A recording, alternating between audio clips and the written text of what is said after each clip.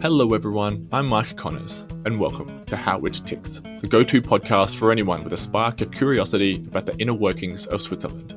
Hosted by yours truly, an Australian expat with a deep curiosity, How It Ticks offers a platform where listeners are invited to explore the vast landscape of Swiss culture, business, innovation, and tradition. Each episode features a one-on-one interview with experts and thought leaders from various fields, providing a panoramic view of what makes Switzerland tick. If you are like me and you enjoy listening to successful people share their insights, this podcast is for you. In this episode, we delve into the captivating world of biotechnology and healthcare innovation. Today, I have the distinct honour of hosting Professor Dario Neri, a pioneering figure in the pharmaceutical industry. Professor Neri is a co-founder, chief executive officer, and chief scientific officer of Philogen, a company at the forefront of developing innovative cancer treatments. Professor Neri obtained his PhD in chemistry from ETH Zurich under the mentorship of Professor Kurt Wüthrich, the 2002 Nobel Prize winner in chemistry, and for his dissertation, Professor Neri was awarded the prestigious Silver Medal of ETH. Professor Neri then spent 5 years at the Cambridge Centre of Protein Engineering under 2018 Chemistry Nobel Prize winner Sir Gregory Winter. In 1996, he returned to ETH Zurich as an assistant professor in molecular structure biology and became a full professor of biomacromolecules in 1999. Professor Neri joined Philogen permanently in 2020 while still retaining his title at ETH Zurich. Throughout his career, Professor Neri has received numerous accolades and is the author of over 400 publications in international scientific journals, contributing vastly to the field of medicinal chemistry and biotechnology. In our conversation, we explore his journey into the pharmaceutical industry, the challenges and advancements in developing new therapies, and his insights into the future of cancer treatment. So without further ado, here is my conversation with Professor Dario Neri. Dario, thank you very much for joining me today. I thought a good place to start the conversation, your background. In preparation for this, I was doing a bit of reading, and you have a very extensive academic background. So could you please start by walking me through your journey so far in academia? Well, thanks a lot, Mike, and thanks for the opportunity to discuss with you. It's a simple path. I studied chemistry in Italy. You can tell from my accent, I'm originally from Italy, but immediately after my master, I came to Zurich, to ETH Zurich, to the Swiss Federal Institute of Technology to do my PhD in chemistry. And my supervisor, Kurt Wüthrich, later won the Nobel Prize for chemistry. I then moved to Cambridge to the Medical Research Council Center, working with Sir Gregory Winter, and also Sir Gregory later won the Nobel Prize for chemistry. So I had very good teachers. And in 1996, I came back to ETH Zurich as a professor, and I'm still a professor. Only that 28 years ago, I started a company that little by little has grown. And when we took the company public in 2021, I basically closed my lab in academia. I'm still a professor, I still teach, but now I serve as CEO and chief scientific officer of this company called Philogen. So I actually continue to do what I've done all my life, develop drugs and technologies, but now I really do it in an industry environment with the goal to bring medications to the market, and we are hopefully very, very close. You had some very impressive mentors throughout your time, more than one Nobel Prize for chemistry. How much of your success do you credit to your mentors versus your own hard work and interest? Well, I owe a lot of gratitude to my mentors who were fantastic and who are fantastic.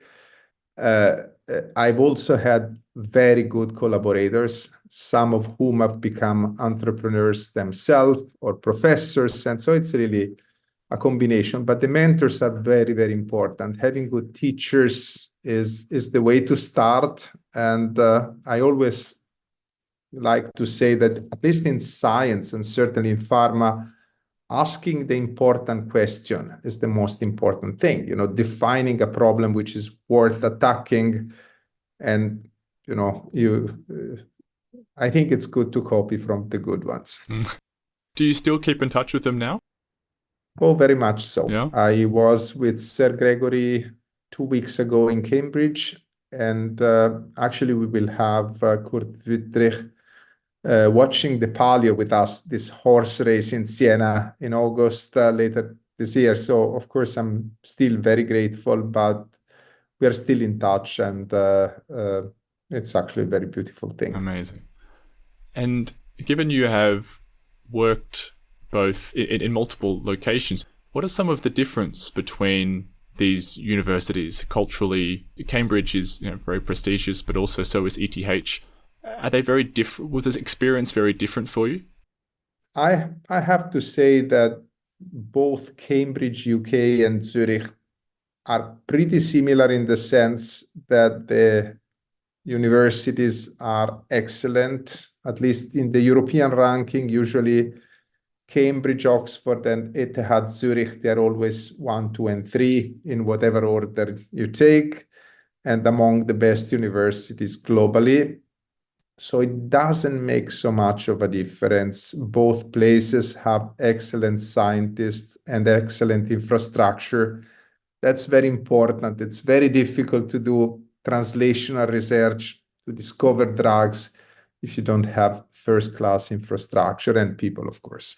And I suppose with such big names, these universities would all be incredibly international with the talent and people that come in to work there. They are. I give you a few numbers. At ETH Zurich, 65% of the faculty is non-Swiss, which tells you something about how Switzerland attracts talent from all over the world. And similarly, the Laboratory of Molecular Biology at the Medical Research Council Center in Cambridge, UK, was a truly international place with many Nobel laureates, but also many young scientists from all over the world. And this is obviously a very positive thing. Now, you have something I've always wanted to ask someone who has published a lot of research, and you certainly seem to have published a lot of articles. Do you mind just explaining to me the process of getting a scientific paper peer-reviewed and published, especially when it comes to medicine or science? And I think why I ask this is I've always wondered how there can be so many conflicting pieces of research especially when it comes to medicine. And I always think of the COVID times when you had the world's best researchers and institutions publishing research, and it all seemed, for a regular person, it all seems very confusing because there's so much of it's conflicting. And I wanted just to get your view on that in terms of how that's possible. It's actually a very good question, and you'll stop me if I get too long, but I think it's a very important topic. Traditionally, scientific communication started by basically writing reports to academias, so academies of science, or to societies. And basically, it was not really a structured process. You would make an observation, you would send it out, and hopefully, if it was important at some stage, it would be recognized. Then the communication has become an industry, if you want. And basically, you submit your paper, it's peer-reviewed. You may be lucky or unlucky with referees, because this is also a little bit of a lottery nowadays. It's not as objective as we would like it to be. And then at some stage, your paper gets published, and sometimes you publish in high impact factor journals, sometimes you publish in lower impact factor journals. Now, there are some persons that say that the system should go back to the origins. And ideally, why should referees tell you what to publish or, edit the way you want to present science? And why should it be an industrial endeavor? Some of my colleagues think that actually wouldn't be a bad idea to have like databases in which you upload your files. And rather than having this black box referee process. People could just post their comments, and then a publication would be a live document. So it's a very long answer to say that we are working at a time when the publication process is an industry. But I think especially with computers, there could be a different structure. Now, you are also touching on a different point, why is there so much rubbish out there, especially in the biomedical field? Taking an extreme position, I like to tell my students, don't trust anything you write. Anything you read, of course, trust everything you write, if you are an integer person, but don't trust absolutely everything you read. There are a lot of ways to twist the reality in biomedical research.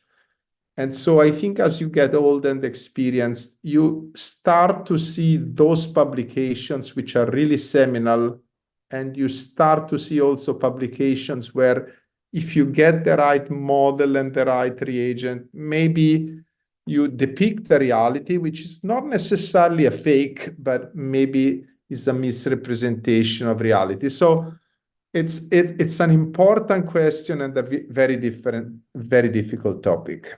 So I have a couple of follow-ups from that. So then it's still the sponsorship or the funding of research by certain institutions in the hope, in the request that it's the research gets bumped into a particular direction. That's still ongoing. I mean, I guess where that comes from, I think of along, I don't know, the 50s, I guess it was, when smoking is the classic example, when there was research done to say that smoking was healthy. That's obviously a real exaggeration, but is there still funding from private institutions to encourage research to go a certain way, as far as you are aware? No, I've never come across such a situation. Actually, I give you an example. In Switzerland, most of your funding comes, if you are in academia, from the National Science Foundation. There is a very transparent and, I would say, good process to evaluate grant applications. If you win your grant, you are really free to do what you want. So I think there is, the scientist is really free. Of course, if you have, I don't know, more funding in one particular area and less funding in a different area, then there may be an indirect bias that certain researchers may go in one particular area just because there is more money there, but it's not you get paid to show that smoking is healthy or something like this. It's, I think, luckily, I've always been able to do research in the field I wanted to do research, and I've done cancer research now for all my life. And that's an area where it's rather easy to match your own passion. So trying to discover a good anti-cancer drug with funding, because of course, charities and also funding bodies recognize that cancer often remains an incurable disease. And therefore, in that case, there is no conflict. It could be that in other disciplines it's more difficult, but for me, it was not difficult. That's also reassuring to hear, although I'm sure you were aware of the cancer cure conspiracy, that pharmaceutical companies already have the cure for cancer, but they're keeping it hidden due to the profitability of cancer treatment. You must have heard, and before I get your response and listen to you shut this down, I wanted to let you know, I was reading I read this must have been last year, but there was a survey was conducted in the US about the most common misconceptions of cancer, whereas 1,000 Americans were asked a whole range of different questions, very basic questions. And one of the questions was, do you think the cure for cancer is being hidden due to the profitability of Big Pharma? And 27% of these 1,000 people believed the myth, and I think another 14% said they were unsure. So about 40% in total tilted towards it. So That's obviously people who are very uneducated about the process for treating cancer. So I wanted to get your response to that. Yes, it's shocking, but it means that maybe pharma has a bad reputation, but it shouldn't, because without pharma research, there are no drugs. Again, getting older, I'm impressed often how little efficient pharma industry is. So not that they have already the cure for cancer, but they keep it in the drawer, often from especially companies which are very large and very rich. You would expect a better performance. So I have the opposite problem sometimes. If you're very rich and if you have smart persons, how comes that the results are not better? So the problem is that some diseases are very tough. Okay. Some diseases are the low-hanging fruits. If you think antibiotics, that's maybe as easy as it gets, still very important. You want to kill, and you want to kill bugs, which are different from our own cells. Now, cancer is the next level. You still want to kill, cancer cells, but it's a little bit more difficult because cancer cells are cells of our own body. So you really need to be able to distinguish the sick cells from the good ones. But, to cut a long story short, it's a challenge in certain cases. Pharma is not as efficient as it should. This has been well recognized. And that's one of the reasons why sometimes really true progress comes from academia or from smaller biotech companies that maybe are a little bit more agile and find better ways to achieve this selectivity, which is the name of the game. Why did you choose to start your own company? You were doing research for a long time, doing what you loved. Why did you then decide to also become a businessman? Yes, it's again a complicated story, but I always wanted to develop drugs. I wanted to develop cures. And I've done many different disciplines. I've started as a synthetic organic chemist who synthesizes molecules, often without knowing which molecules to synthesize. Then I've gone into structural biology because, a drug most of the time is a molecule that interacts with a protein. So I had the naive thinking, if I know how a protein looks like, maybe I can design drugs. And in the end, when I was in Cambridge, I actually realized, like many others, that proteins can be drugs themselves. So it's an area called biotechnology. It's an area in which proteins are drugs. And working with somebody very good, Sir Gregory Winter has invented not only important technologies, but he has also discovered important drugs. So together with Sir Gregory, we were probably the first group in the world to develop antibodies that selectively home to tumor blood vessels. And that was with Sir Gregory and with another Italian scientist called Luciano Zardi. So imagine this picture. You have patient with cancer, you inject a magic molecule that goes and localizes to the tumor blood vessel. So that was the moment. We had something that probably nobody had done before, or nobody had done it at that level of precision. And then we thought, okay, this is a good starting point so that you can do selective delivery of medications that act where it's needed and spare the rest of the body. So that was the discovery that said, okay, it's good, let's patent, let's start a business. But everything was triggered by one scientific accomplishment, really the discovery of molecules that go to tumor blood vessels. You were at ETH when you found that? No, I was in Cambridge and we published with Sir Gregory. Then I was called to ETH as a professor, and a little bit before joining ETH, we had filed patent applications. I thought, okay, in parallel to my academic career, these are molecules that deserve to be developed. And for a while, the company grew and I could focus on my scientific career. There is a twist, I'll tell you in a split second. But when the company grew very big and actually very close to registration, then I decided to transition. The reason why I could afford to do it is very simple.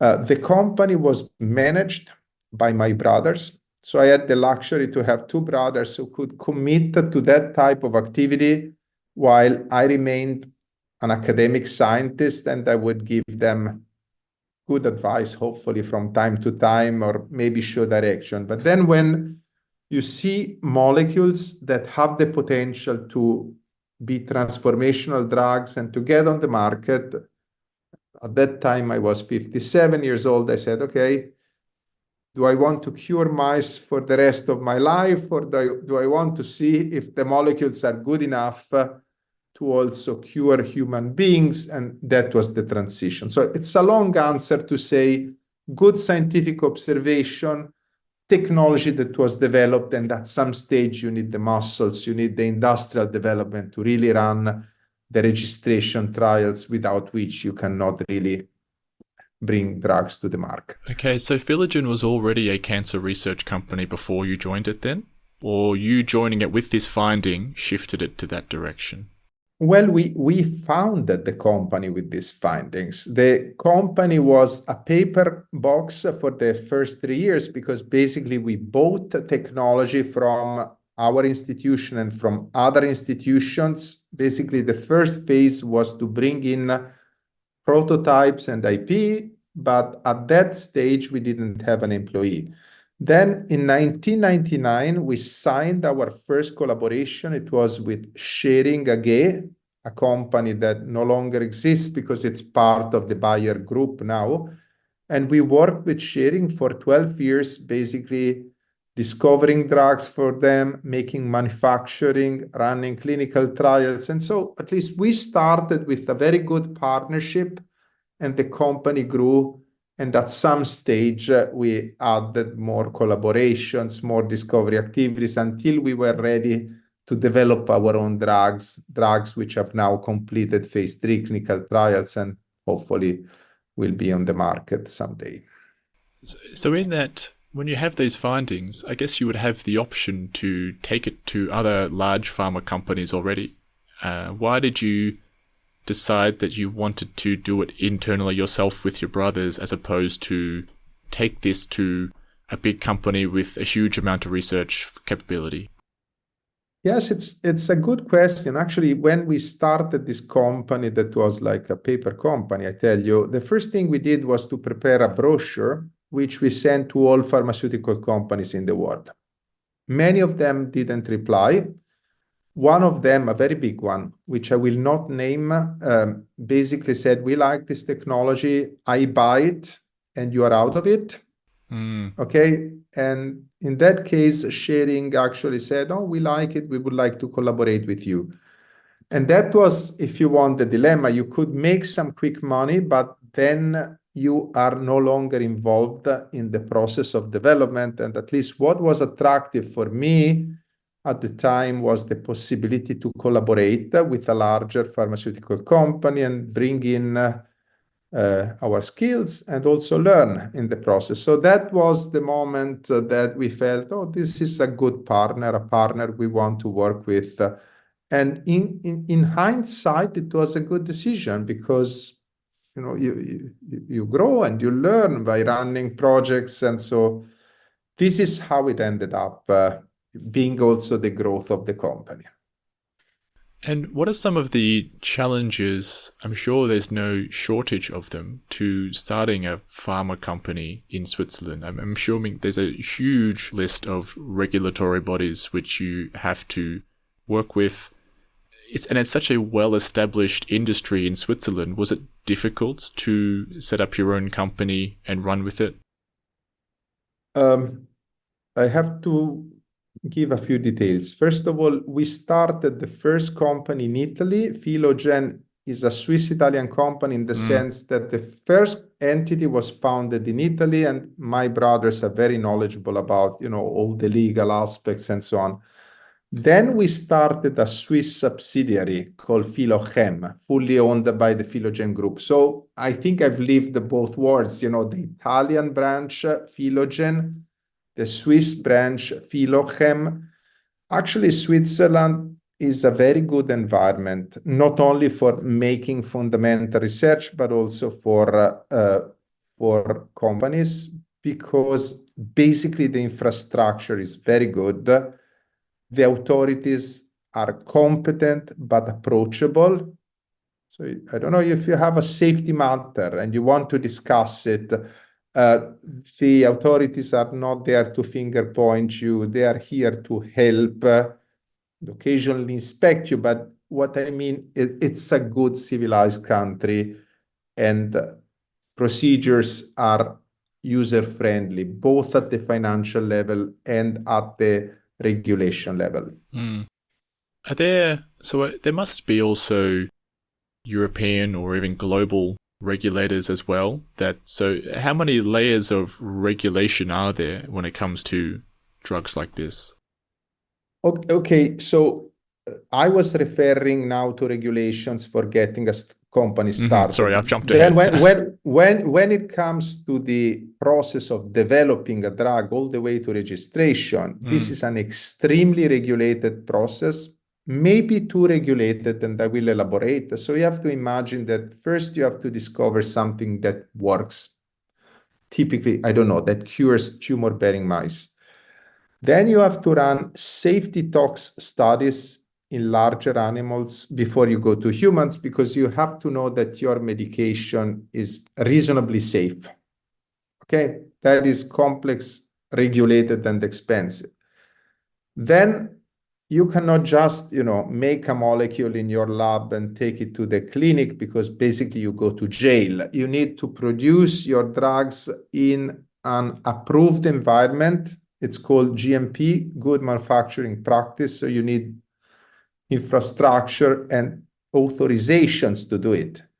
And then you need to run clinical trials, which on their own are regulated. So you need the authority, maybe the national authority that gives you the permission, but you also need the permit of the local ethical committee, and you need contracts to run clinical trials. So you have to imagine it's an extremely regulated area, from the first patient you treat until the end of your phase 3 clinical trial that hopefully gives you marketing authorization.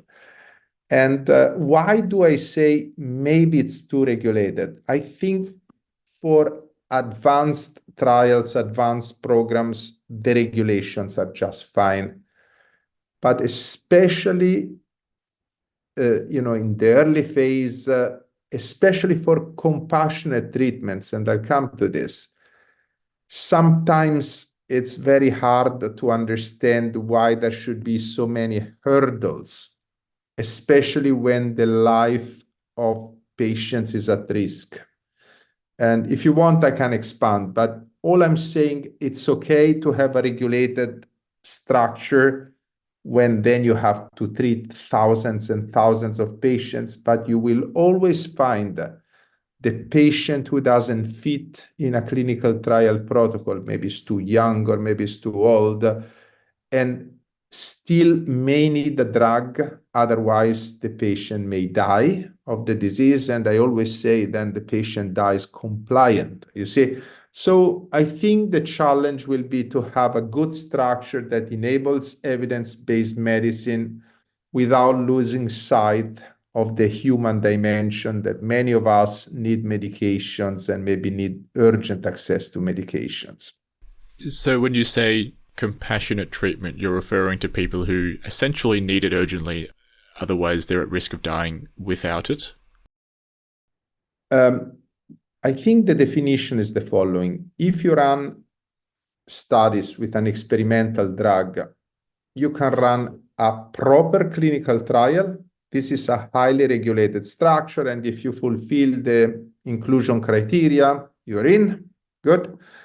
But it may happen that there is no drug on the market that works for you, and you do not fulfill the inclusion criteria for the trials.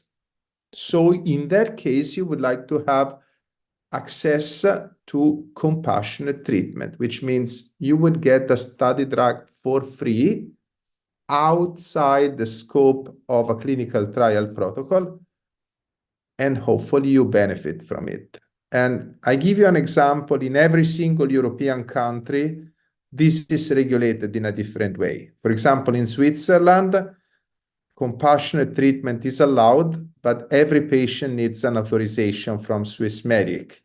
In Italy, it's allowed, but your experimental drug needs to be published in phase 2 clinical trials. In Germany, interestingly, and I think this is the best system, if a patient has no therapeutic alternative and the patient and the doctor want to use an experimental drug, they can do so by virtue of so-called Article 13(2)(b). So you see 3 different countries, 3 different regulations, and you will see more and more that there is a need for both. There is a need for the well-structured clinical trials, but there is a need also to speed up access to medications for those patients who, for one reason or the other, do not fall into the classification for the proper clinical trials.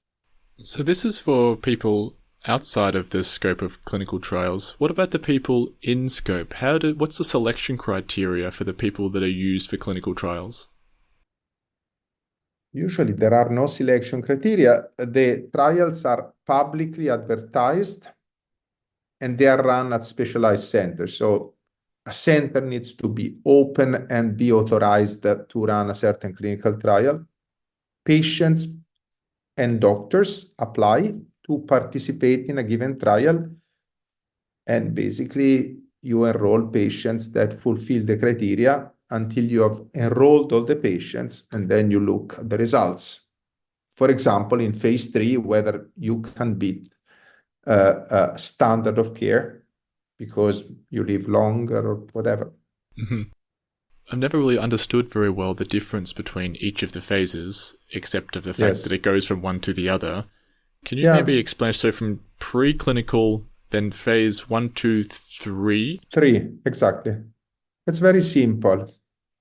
It's very simple because let's suppose you, as I said, you have a drug that cures cancer in mice, for example. First, you need phase 1. Phase 1 basically means you have to find the right dose.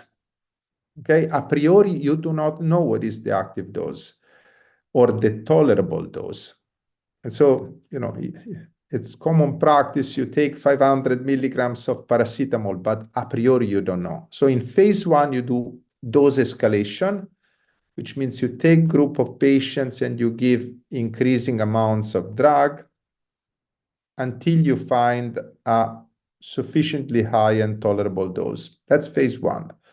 Of course, if you treat cancer patients in phase 1 and you see some effect, you watch, okay? You're also interested. But phase 1 is mainly about determining the dose and the safety profile. Phase 2 means you treat a larger group of patients at the recommended dose.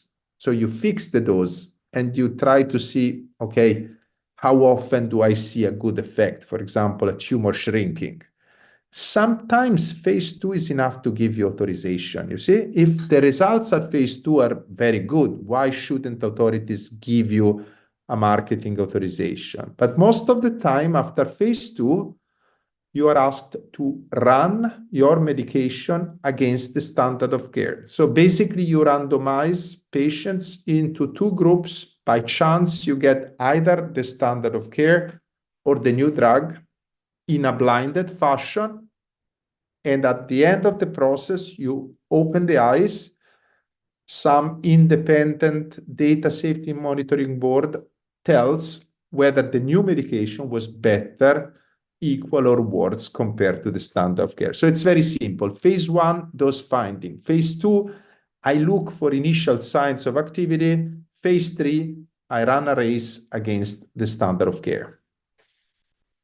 And then what's the window of time you give people to monitor the potential side effects of something like this? Because I can imagine this has a huge impact on the body, and maybe it looks all good in the short term, but perhaps there's a risk someone grows a 5th or 6th toe and then you go, oh, okay, we didn't know about that. What are some of the processes that you follow to look at patients long term? You see, this is a good question, but it's heavily dependent also on the type of disease. Mm-hmm. I give you an example. If you have a vaccine, you need 99.999% safety. You are treating the healthy, so to say. Mm-hmm. If you go to the other extreme, which is you are trying to develop a medication against a cancer that on average kills in 6 months, and unfortunately, these cancers exist, like second-line glioblastoma, an aggressive brain tumor, then you are already very, very happy if you prolong life substantially without excessive toxicity. So you're addressing an important requirement. A drug ideally should be efficacious and safe, but you have a big spectrum. And I think it's not possible to compare a vaccine with a drug for headache or a drug for a disease that kills in a matter of 6 months. So you always have a duty to monitor safety as long as you can. There will be after market introduction a so-called phase 4 requirement, which means pharmacovigilance. People will report side effects if they happen in real life, but it's a process. It's not a perfect system. A trial often is a small sample of patients, and when the drug is on the market, you are exposed to a much broader set of patients. And so this is a moving target that you continuously try to document and monitor. How far away do you think you are from having a drug ready for the market? It's passed all of the phases of trials, it's successful. Yes, we have completed successfully our first phase 3 clinical trial, and results will be presented at ASCO, American Society of Clinical Oncology, 31st of May this year. So, and the marketing authorization application is scheduled on June 3rd. So this is a first example. In that case, it's so-called locally advanced melanoma, but we have also registration trials ongoing, actually very close to the end, in soft tissue sarcoma, which is another type of tumor, very nasty one, and in glioblastoma, which is the deadliest tumor of the brain. So these are the binary events that will characterize the future for Philogen. Do we get an approval in melanoma? Do we get an approval in sarcoma? Do we get an approval in glioblastoma? And we are also studying drugs in a number of other indications. But each time it's a binary event. A clinical trial will give you a yes or no answer. And if it goes how you hope, it's a yes and it's a success. What are the next steps? What do the next year, a couple of years look like once phase 3 trials are successful and the drug's ready to go? Yes, for the most advanced product, Nidlegy, we have a distribution and commercialization partner. Our drug is a dermato-oncology drug, and the marketing will be done by Sun Pharma, which is a specialist in the field of dermato-oncology. So we have already a good commercialization agreement in Europe, Australia, New Zealand. These are countries in which you have high incidence of skin cancer. We have kept the US rights for ourselves. So you see, this is the way you do it. Once you get close to the market, either you find a distribution partner or you set up sales forces yourself. Philogen it's a publicly traded company in Italy, correct? And now you're the CEO and Chief Scientific Officer. How difficult is it to manage the expectations of your shareholders wanting the company to, sell a drug, but also as a scientist to make sure that this science is balancing those two worlds must be really difficult. No, the two words coincide. If science is good, products are good. If products are good, products will sell and will give a return to the investor. So really, there is a coincidence of goals and measures, if you want. Good science gives good products make good companies. As mentioned, you have evidence-based medicine. You have to run trials. You have to demonstrate with statistical strength whether your drug is better than the standard of care. And it's a risky business. Nobody denies it, because every trial can fail. But on the long run, usually good science is rewarded. Would you agree that one of the reasons, maybe not so much cancer treatment, but big pharma in general has a bad reputation at the moment, would be the conflict of wanting to, prioritize profits over the quality of the drugs, and therefore pushing to get things out as fast as possible, as opposed to, and making shareholders happy, as opposed to making the best possible drugs? I think the largest number of cases, this is a misrepresentation, and I try to explain why. As you said before, the development of a drug is a highly regulated field. And actually, companies pay for it. It's not that patients who go into a clinical trial, they have to pay. It's an extremely expensive manner. Let me give you an example. First of all, you have to manufacture. First of all, you have to discover your drug, which is expensive, but let's forget about it. Then you have to manufacture your drug at an industrial scale. That may cost anything between, 5 and 10 million euros just to manufacture your drug. And then every patient you study as a company, you will have to pay. And a patient may cost you anything between, 30,000 euro and 300,000 euro. It's an enormous amount of money. And you may have to study 500 patients, 1,000 patients. So these are regulations. They are not made by companies. They are regulations that companies have to comply with. So you invest money, so you are sure you spend money. Hopefully, at some stage, the investment is rewarded, but there is no guarantee. There is no guarantee that you spend and the money comes back. So at least when regulations are like this, the industrialization of discovery is necessary, because nobody otherwise would discover any drug. Of course, I always say, if a charity gives me 50 million euros, maybe I don't need the drug.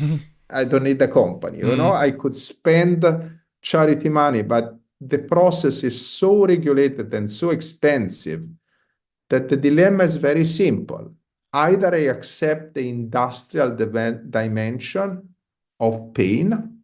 Okay, this is what we are talking about, that there is an industrial dimension of how to hopefully deal with diseases and improve diseases, or a drug is not developed, and we live for the next 100 years with the medications that have already been discovered. So I don't see a credible alternative between I do nothing, okay, nobody earns, nobody invests, that's okay, or if I want innovation, I have to accept a structure which is an industrial structure, because developing a drug is bloody expensive, unfortunately.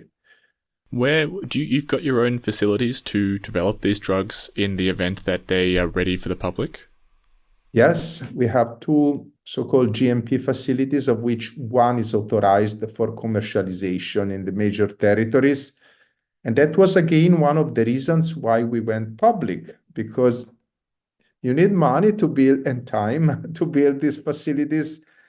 And that's why, people sometimes look at pharma as the bad guy, but I actually look at pharma as the good guy, because without pharma, there wouldn't be new drugs and there wouldn't be the safe preparation of drugs in a controlled manner, in a standardized manner. So this is probably a message that should also be communicated. Then, Of course, we are all entitled to our own opinion, but it's good if we reflect also on the cost of innovation and the challenges of innovation.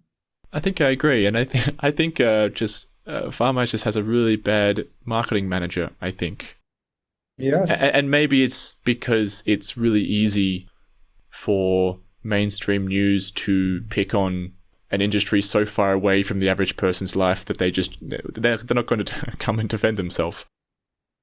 So, for a company like yours, which doesn't yet have a public drug, it's a public company, so you've got shareholders. But where does the Money come from? money come from exactly?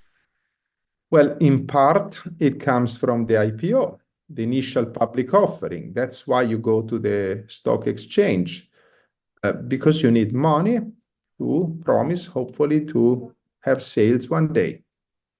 But you can also mitigate the situation because companies like ours have different streams of revenues. For example, we discover drugs for other companies and we charge for our services, or we manufacture drugs for other companies and we charge for our services, or sometimes we find a distribution partner for our products and we receive some upfront payments and milestone and future royalties. So I think a good company will have a balance of money that you spend at risk into your own products, but you try to bring home also some revenues because hopefully you have already some infrastructure and you need a good balance between the two. Of course, so your machinery isn't just sitting there collecting dust. Exactly, Mm-hmm. exactly. And you can use it also,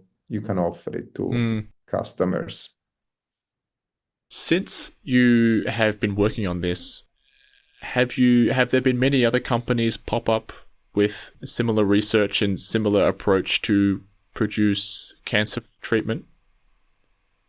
Okay, there are many companies that work in the field of cancer, and usually they go into different areas, different strategies. We have always worked in an area that we call tumor targeting. One of the biggest problems in the field is you give a medication, let's say something very toxic, like chemotherapy, it usually doesn't go to the tumor. It sounds strange, but that's the reality. You give something very toxic in the hope that it goes and kills the tumor. But if you actually look where these poisons go in our body, they often go everywhere except to the tumor. So it's a very reasonable approach to say, I want a more targeted drug that, first of all, gets to the site of disease and hopefully acts there. And so within this category, there may be more than 200 companies that try to do the same. And then there are companies that try to do something else. So yes, it's a very competitive field, but it's a field where you can tell who wins and who loses because there is an objective measure. If you are able to shrink tumors that cannot be shrunk by other drugs, you win. If the drug is not good enough, you have to try another molecule. So it's a highly competitive field. There are different strategies, but it's a fair field because you can measure whether you're really providing a benefit to patients. Is it at all collaborative? Ultimately, the ultimate goal, I guess, for everyone is to help people and cure cancer. And I would imagine the best way to do that is to be collaborative. But at the same time, you are competitors, and therefore there's a good reason to not share information or help each other. Do you see each other as a scientist? I can imagine maybe you're not so much competitors because you're all working towards the same goal. But as a businessman, you are competitors because you have a business to run. How do you see other businesses doing a similar thing? Yeah, it's a good question. And it's not really a black and white issue. It's true that, as an academic, you publish. But funnily enough, when you run a small and medium-sized company like mine, you also publish because that's how bigger companies get to know you and maybe they want to be your distributor, or that's how regulators let you run a study because they see that you are scientifically sound. And that's how maybe clinical centers want to work with you because again, publications are important for clinical centers. So it's not totally, secretive business. You need some level of being open and document progress, and especially if you are a small and medium-sized company. And then there are some areas where you define so-called pre-competitive research, okay? Something which is not yet a drug, but it's maybe a tool which is useful to everybody. And there are many such examples. But at some stage, of course, if you go and want to cure one particular indication, you have to prove that your molecule is better than anybody else. And at level, I would say it's a good competition because it's the competition that ensures that the patient gets the very best molecule, not, that the patient has to choose from 1,000 different drugs, maybe all of them which are rubbish. So this level of competition is based on an objective measure. And the objective measure may be the patients live longer, or the side effect profile is better, or, an incurable tumor shrinks. It's always objective. That's why we speak about evidence-based medicine. Mm-hmm. Mm-hmm. With the exception of this end of May, beginning of June going very well for you, what do you hope that the future of Philogen looks like in terms of research and market presence? So the next 1 to 2 years, you've got one coming up now. Are there many others in stage 3 which you're hoping to finish as well? Yes. So as mentioned, we have the soft tissue sarcoma and the glioblastoma programs that will read out very soon. We have exciting phase 2 data that we have presented in basal cell carcinoma. I'll give you an example. Basal cell carcinoma is a tumor of the skin. It's the most common tumor in the world.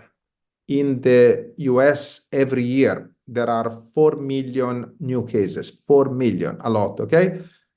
All of us will get basal cell carcinoma at some stage in our life if we get old enough. Now, the lucky thing is that 99% of the time you can just cut it out, okay? You do surgery. But in 1% of the cases, then the disease gets locally advanced. And we had a patient, for example, that was treated in St. Gallen by Antonio Cozio and Lucas Flatz and Nicolaus Wagner. This patient had a BCC that was growing in the nose, and basically the patient was candidate to amputation of the nose. So you can imagine it's a very nasty procedure. And in that case, luckily, because of our medication, we could not only get rid of the tumor, but now this tumor has not come back. And so you see what I'm saying? Yes, melanoma, we are at registration. Sarcoma and glioblastoma, we have high hopes, but also locally advanced basal cell carcinoma remains a medical challenge. We are active in squamous cell carcinoma of the skin. And so little by little, every trial is a bet, every trial is a binary event, and the trials eventually make the fortune or the misfortune of every pharmaceutical company. When it comes to skin cancer, what are some... being Australian, yes, it is a very... I think it's very... The education's very good now in Australia because it's been such a large part of people's lives. Are there any key things which you could share to help prevent skin cancer? I mean, of course, there's things that everybody knows in terms of cover your skin when you're in direct sunlight. Sunscreen, I guess, makes sense to me. Are there any things which you wish you could put in school education so that everybody knows? Yes, not so much. I mean, Australia has the highest incidence of skin cancer in the world for obvious reason, a lot of sun and fair skin. But, okay, there, of course, sunscreen is something that should go into education for sure. But I give you the big four. Okay, the big four, the most prevalent, sorry, the tumors with highest incidence. which are breast in female, prostate in male, lung, and colon. These are the big four. Now, they are largely preventable. The big four are preventable. So for breast, of course, is palpation and mammography. So screening procedures. Prostate, again, visit above the age of 50, visit to see if there is enlargement of the prostate or if PSA levels go up. 50 seems quite late. What are the figures in terms of people under the age of 50 with prostate cancer? Prostate is largely a disease of the elderly. Many patients live and die with prostate cancer, not of prostate cancer, but there is a screening which is recommended above the age of 50. Lung cancer, do not smoke. If you smoke, you have 50 times higher probability of getting lung cancer. So that's a very simple message. Colorectal cancer, and I know this because I have it in the family, and my grandmother died of colorectal cancer. So in this case, I took my first colonoscopy at the age of 37, and they removed the polyp, and I do it every 5 years. So you see, if you go through this big four, which means, two are sex specific, breast and prostate, basically each sex has to take care of three important cancer types, and the screening is very effective. That's why you are right. I think these are things that should be taught at school, and it makes a difference. It makes a difference because take colorectal cancer, it takes 10 years from the time you develop a polyp, which you can simply cut out, okay, to the time you have metastatic disease that kills you, 10 years. And so 90% of this colon cancer are in the terminal tract of the intestine, in the colon, which can be explored by colonoscopy. So it's a no-brainer, but not everybody does it. And that's why education is important. And I think it should be taught at school, as you say. I also think cancer seems to be very reactive instead of proactive in terms of we go and we get checked, and if we have it, there's treatment. I know very little to nothing about what are the things I should be doing now to reduce the chances of getting it, with the exception of smoking and lung cancer. Yes. I know little to nothing about what I should be doing to prevent my chances of getting prostate cancer. I just hope that when I start getting checked, I don't have it. These are some of the things which I guess I would love to see. What do you think about that?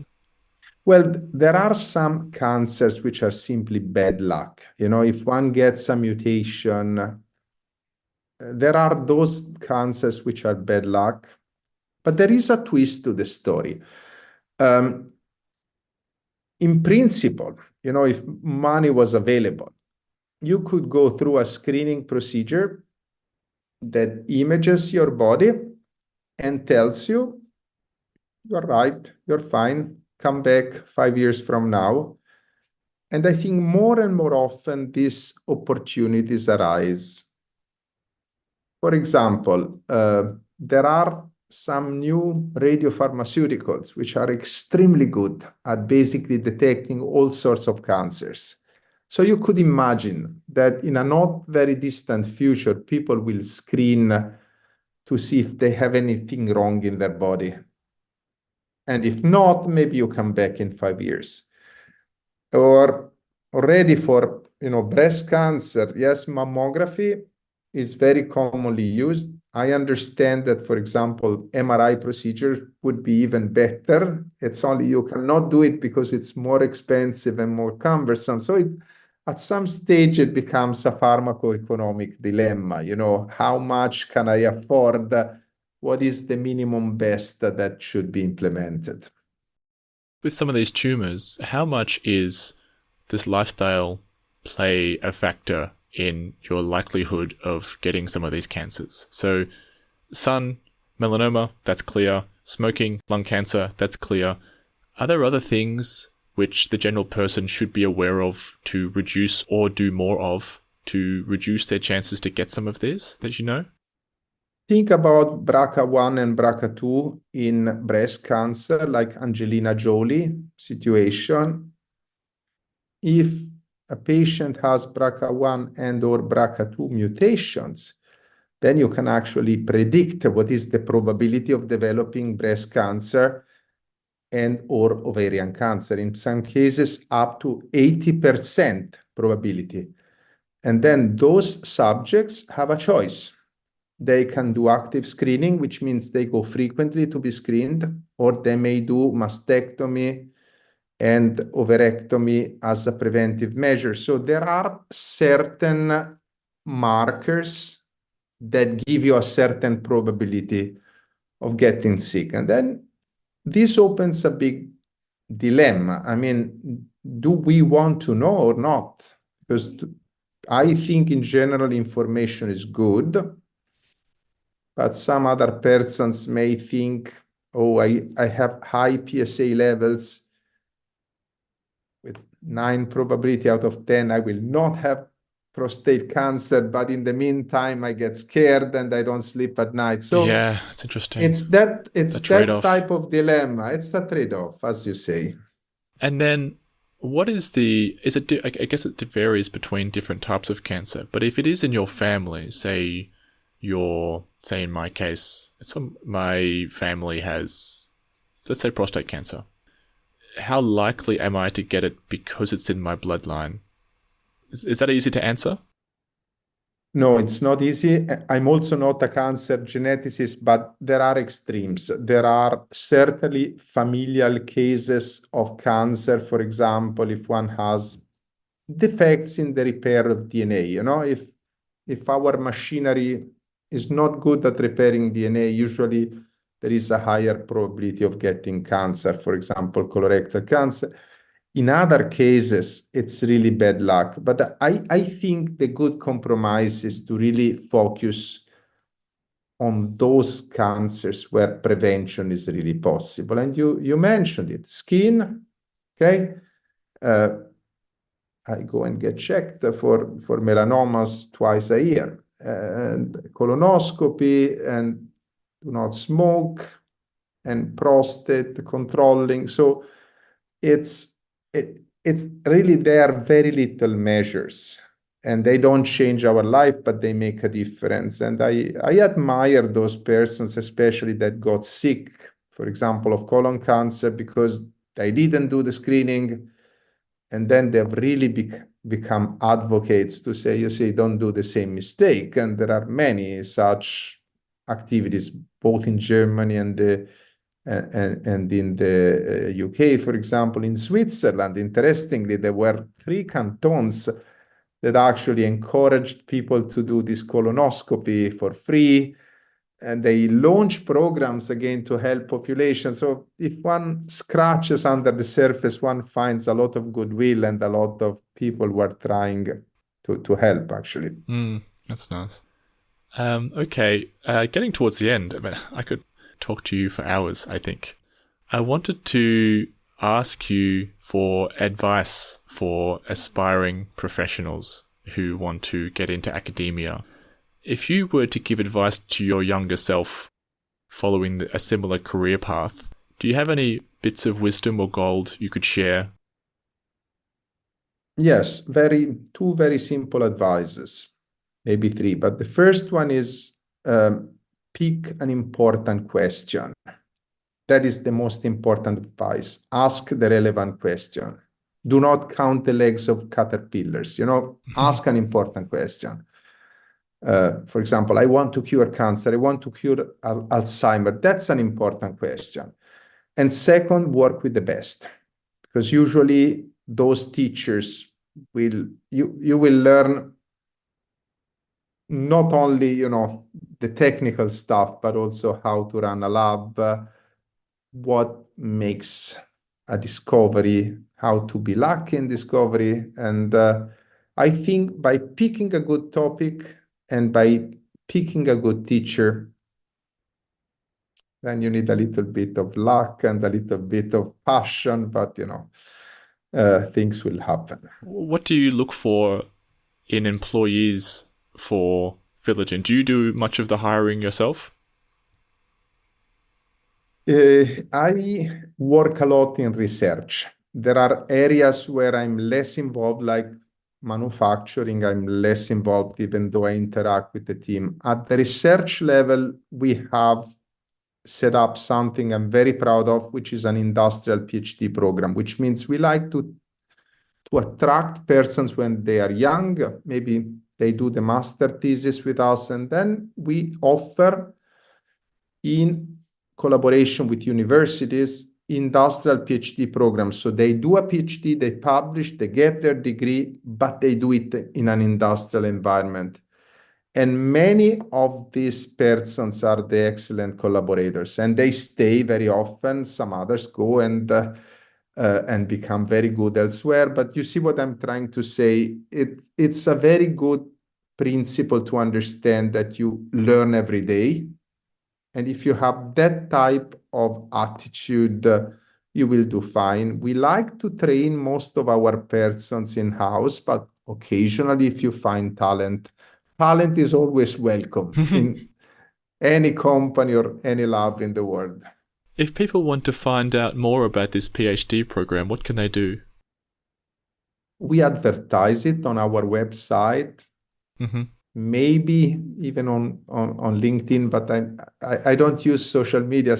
But I know that some persons within the company promote these activities. But in general, we feel we advertise it and we publish a lot. We publish maybe 30 to 40 articles every year. So people who see the publications, they get curious and they see, oh, there is good science, hopefully, which is being run at that place.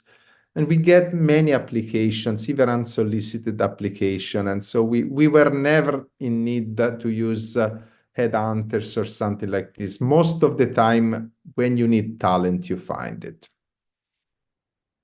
Well, Dario, you have been very generous with your time, so thank you very much for this conversation. I have really taken a lot out of it. Is there anything else you'd like to add before we end the conversation? It was very pleasant. Really, you asked the right question to go back to a topic. And actually, pharma research is beautiful. And most of the time, it's a very ethical activity. So I just would like to say to all persons who may not be decided what to do when they grow up and so on, that actually pharma research can be very beautiful and very rewarding. A perfect way to end it. Thank you very much, Dario. Thanks a lot, Mike. Bye bye.